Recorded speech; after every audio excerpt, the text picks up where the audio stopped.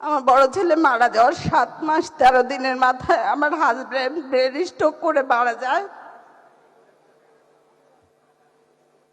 যাদের ডাকে আমার সন্তান মারা গেছে তারা তো আমার খোঁজ খবর নেয় নাই। ইভেন সার্জিদের সাথে আমার 4 বার দেখা হয়, সার্জিস আমার বাসায় পর্যন্ত যায়। আমি সার্জিসকে বলি আমার জিসানের কেমন রেডিও আমি দিতে পারবো, আমার সার্জারিটা একটু বাইরে করা দাও, কারণ ডাক্তার বলছিল সিঙ্গাপুরে সার্জারি করাইলে ওর জন্য সবচেয়ে বেস্ট হবে, কারণ এত ছোট বাচ্চা 3rd স্টেজের কেমো তো।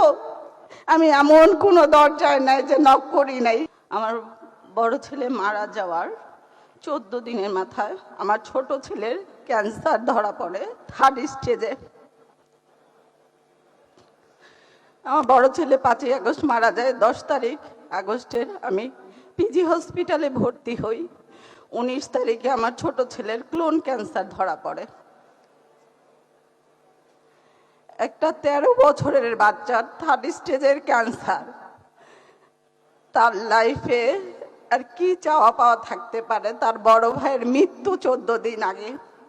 ইভেন আমার বড় ছেলে মারা যাওয়ার 7 মাস 13 দিনের মাথায় আমার হাজবেন্ড ব্রেন স্ট্রোক করে মারা যায়।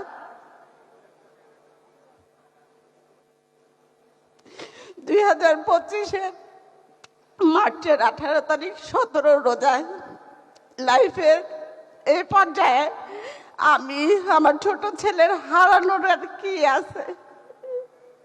আমি এই দুঃসময়ে আমার ছোট ছেলেকে বাঁচানোর লড়াই এতটা অসহায় হয়ে যায় যে আমি তখন তত্ত্বাবধায়ক সরকারের কাছে যাওয়ার পরেও তারা আমার বিন্দু মাত্র সাহায্য করে না।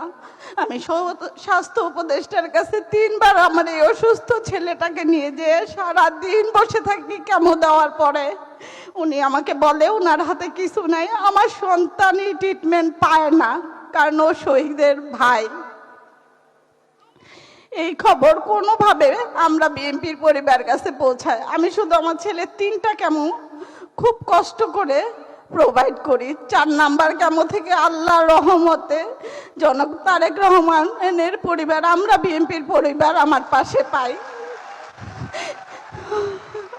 জীবনে বাঁচার লড়াইয়ে ওনারা আমার ছেলের পাশে আর আমার পাশে কিভাবে ছিলেন হয়তো আমি আপনাদের বুঝাইতে পারবো না। তখন তো আমাদের যাদের ডাকে আমার সন্তান মারা গেছে তারা তো আমার খোঁজ খবর নেয় নাই। ইভেন সার্জিদের সাথে আমার 4 বার দেখা হয়, সার্জিস আমার বাসায় পর্যন্ত যায়। আমি সার্জিসকে বলি আমার জিসানের কেমন রেডিও আমি দিতে পারবো, আমার সার্জারিটা একটু বাইরে করা দাও, কারণ ডাক্তার বলছিল সিঙ্গাপুরে সার্জারি করাইলে ওর জন্য সবচেয়ে বেস্ট হবে, কারণ এত ছোট বাচ্চা 3rd স্টেজের কেমো তো। আমি এমন কোনো দরজায় নাই যে নক করি নাই, কিন্তু আমি বিএনপি যে আমার পাশে পাবো আমার কখনো ওনাদের খুঁজতে হয় না, ওনারা নিজেরা আমার উইলিংলি আমার পাশে ছিলেন।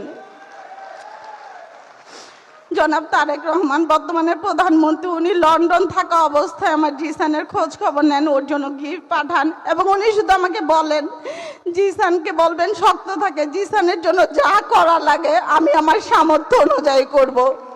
উনি শুধু মুখে কথাটা বলেন নাই, উনি প্রমাণ করে দেখাইছেন। আমার ছেলে 2টা সার্জারি হয়েছে, গত বছর 8 তারিখ ওর 2nd সার্জারি হয়েছে। রোমান ভাই নিজে হসপিটালে যায় আমার জিসানকে দেখে আসছে। আমরা বিএনপির পরিবারের প্রত্যেকটা সদস্য আমার আর জিসান